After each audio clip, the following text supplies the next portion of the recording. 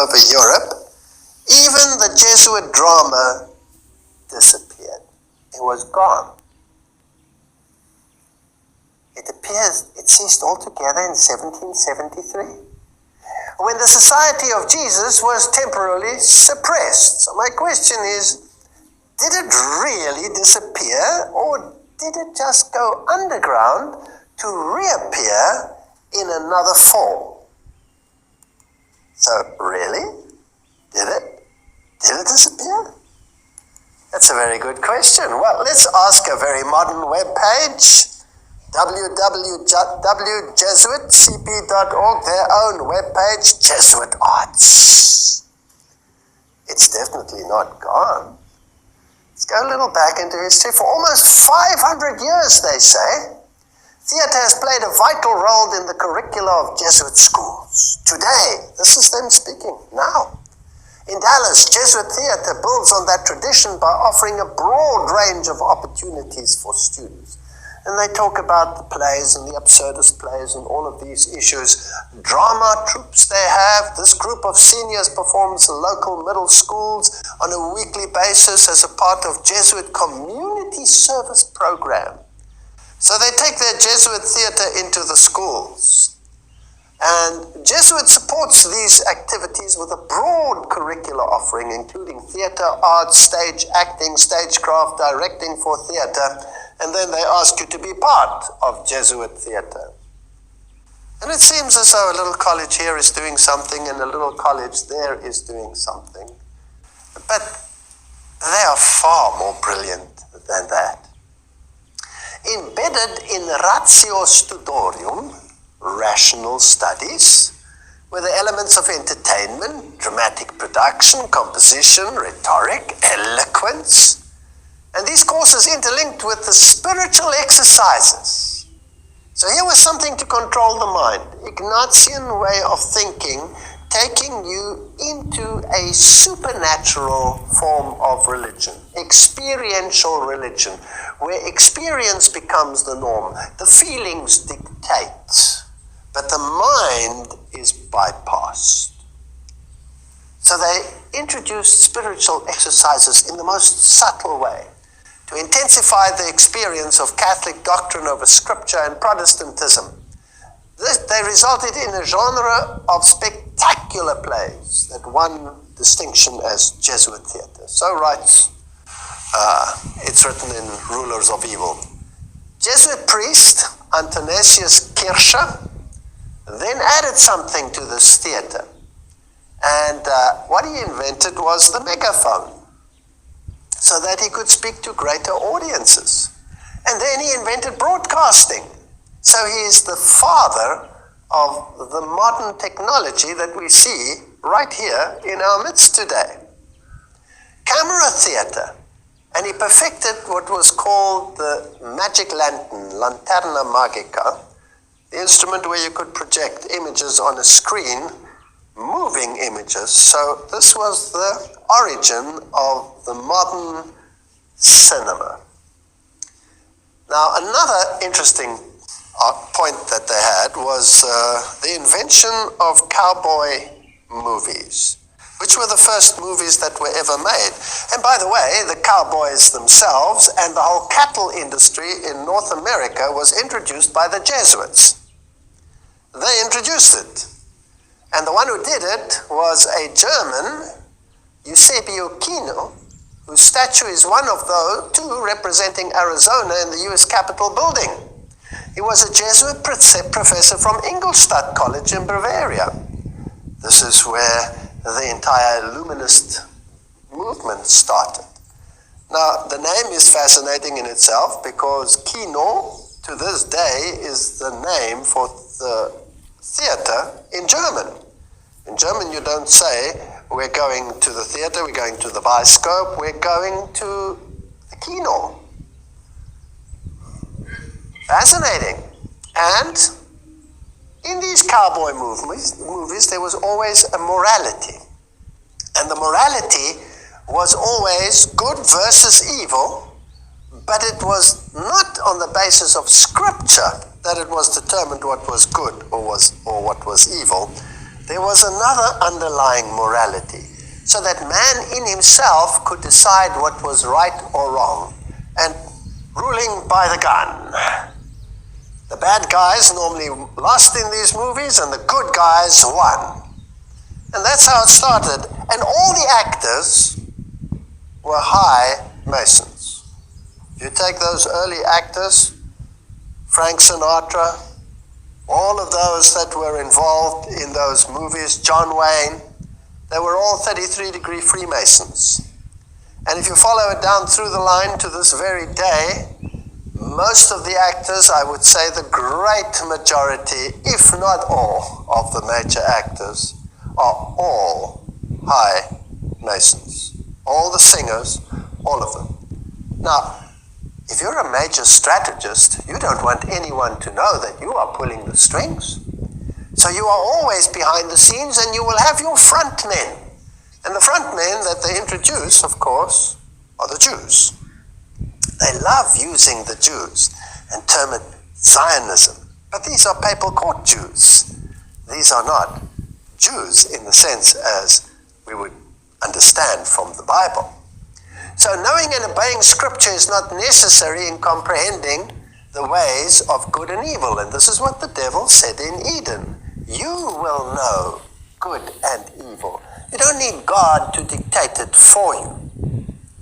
Now, after World War II, during September 1957, Pope John the 23rd gave Jesuit theatre a broader horizon with his encyclical Miranda Prostus. And this is what he wrote. Men must be brought into closer communion with one another. They must become socially minded. Have you heard of social doctrine?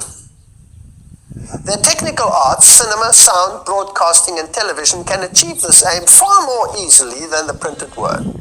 The Catholic Church is keenly desirous that these means be converted to the spreading and advancement of everything that can be truly called good.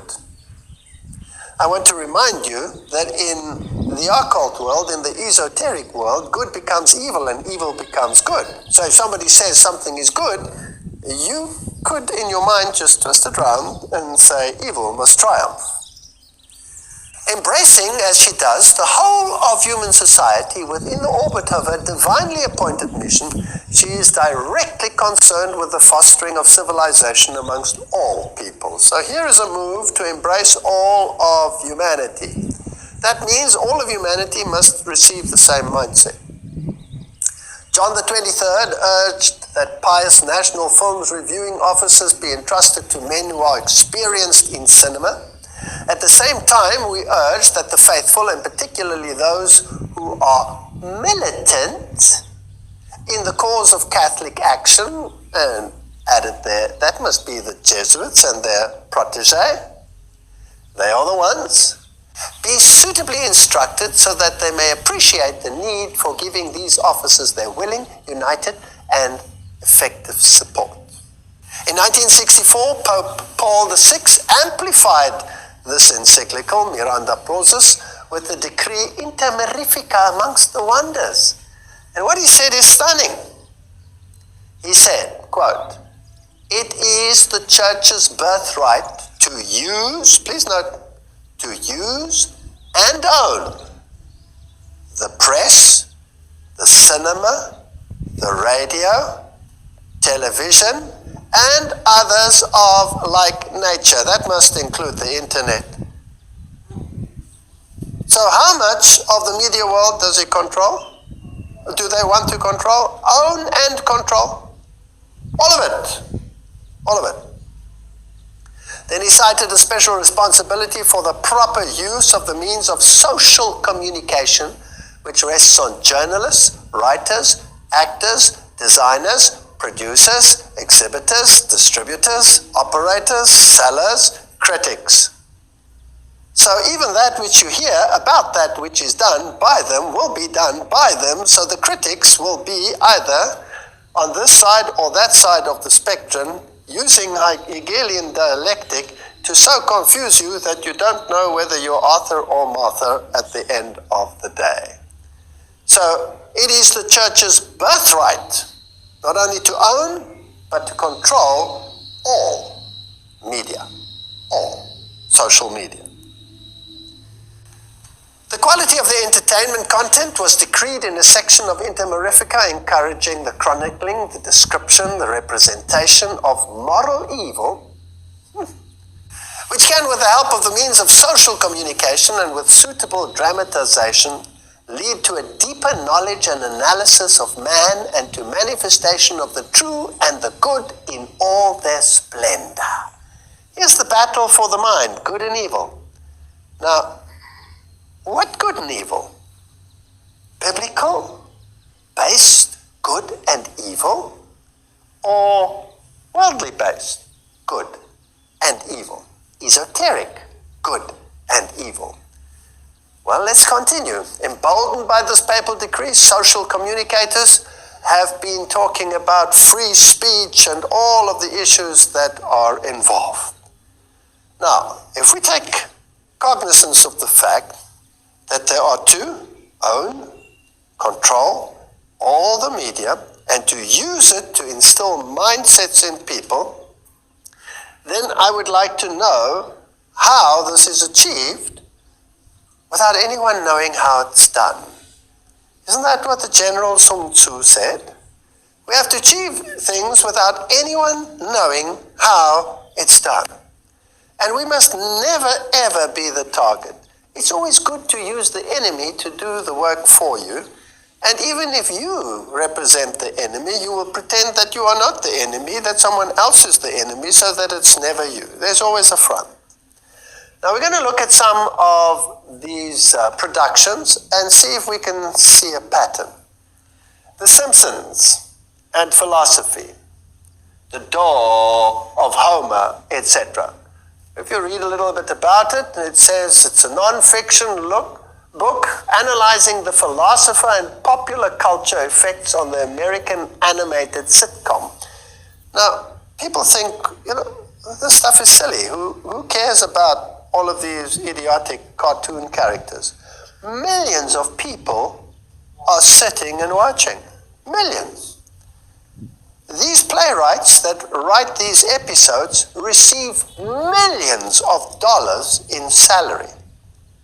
And if you want to know what type of people are involved in writing these scripts, you will be stunned, because they are the most educated people on the planet. Harvard graduates with PhDs in philosophy and mathematics. And they use occult numerology in order to achieve what they want to achieve. So now let's have a look at some of these. And if you look at it, you'll think it was sort of innocuous. The 33rd episode of the show aired in season 2 was titled The War of the Simpsons. The episode features a plot that gives tribute to Ernest Hemingway's Old Man of the Sea and features a battle for the ages between Homer Simpson and General Sherman. Let us quickly examine the numerology of Sherman. And if you look at this numerology, you will find that Simpson adds up to, if you take the numeric value of the letters, to 33. Now, if you look at that, you might get confused because there are many forms of numerology out there.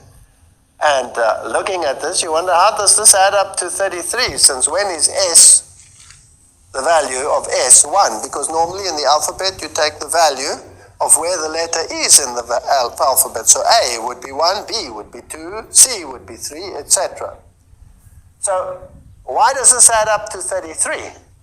The same with Sherman. Why does that add up to 33? And here you have a 33. And it was the 33rd episode. Now, I'm just showing you this to show you that there is numerology involved. Now, numerology is a Gnostic, pagan, Kabbalistic, if you like, art. Everything that the Kabbalist will do is steeped in numerology. Everything has numbers. Everything moves in precise cycles. They will not make a move until the situation is right, till the solstice is in the right place, till the right liturgy has appeared. Everything is governed by numerology. There is a ethos of power in numerology. Now, the numbering system that they are using here is not the normal numbering system, but the Pythagorean numbering system. And if you take Pythagorean numerology, then S indeed becomes 1, and I indeed becomes 9, and 4, and 7, etc., etc., etc. So it's a highly sophisticated mathematical formula that they're using, and the names have very specific meanings. Now, you don't know that as you're watching it. You're just watching a silly movie. But put into these, there are subliminals to affect your mind. And they plant ideas which your subconscious picks up. And eventually, everybody starts thinking along those lines. Now, this is a cartoon. It's an adult cartoon. Kids also watch it. But if you then add the press and the news media, and you can switch channels. I mean, you can go from CNN to BBC to Al Jazeera to whatever channel you want. Get exactly the same news at exactly the same time, repeated over and over again. There must be some coordination between those groups, otherwise they all wouldn't have exactly the same thing. Don't you think so? And there's a propaganda so that you believe what they say. So if you want to create an enemy, a public enemy, what's the best way to do it? To create an enemy and then to broadcast him across the media. So there is numerology involved, there is occultism involved, Kabbalistic occultism, and we'll go a little further. Here's a little further snippet. They introduce little subliminals all the time. So in the story, this character is often punished and has to go and write on the board his lines, and he says, I will not plant subliminal messages, but if you analyze it, really it says subliminal messagores. It doesn't say messages. He's misspelling something. But there's a subliminal there, Al Gore. So they're telling you that the agenda of Al Gore will become prominent in world affairs. And the Pope has just brought out an encyclical on this very subject, which is supported by the Al Gore philosophy. And the President of the United States of America said, this is what we have to do. So these people know in advance what they will do, how they will do it. HDTV is worth every cent. HDTV is worth every cent. That means anybody watching it, any little kid with half a brain that can start reading, will know that he needs the best quality TV so that he can be indoctrinated in the best possible fashion with the latest light effects and everything that you need in order to affect the mind, bypassing the cognitive functions of the brain. Interesting? New York, 9/11.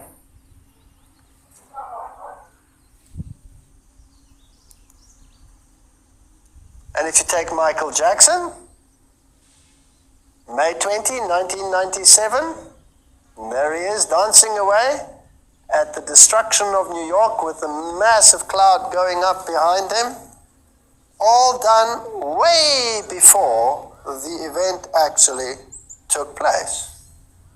Now, this is interesting stuff.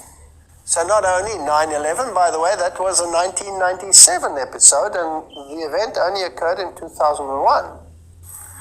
So, are there any other subliminals? Well, of course. Here you'll have the all-seeing eye, and they will use only half the face to project that image.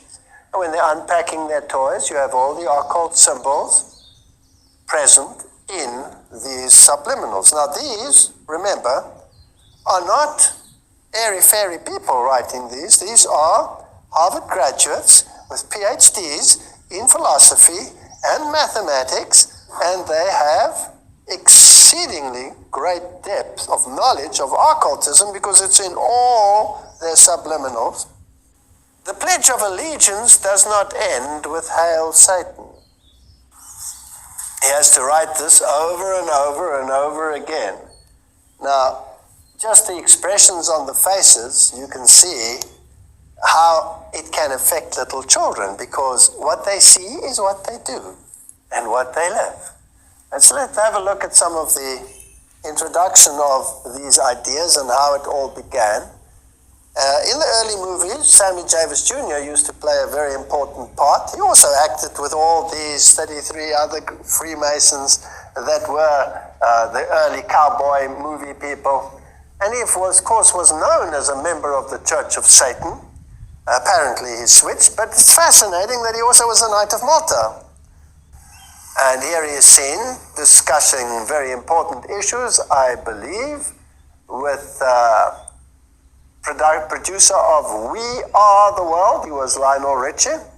And he's discussing issues here with Donald Monin, S.J., Society of Jesus, president of Jesuit Boston College. And this, of course, became then the new musical production that was absolutely broadcast over the entire world.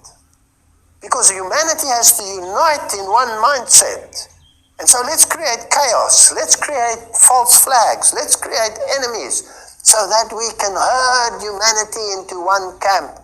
And let's have a rainbow nation and all the colors of the rainbow represented.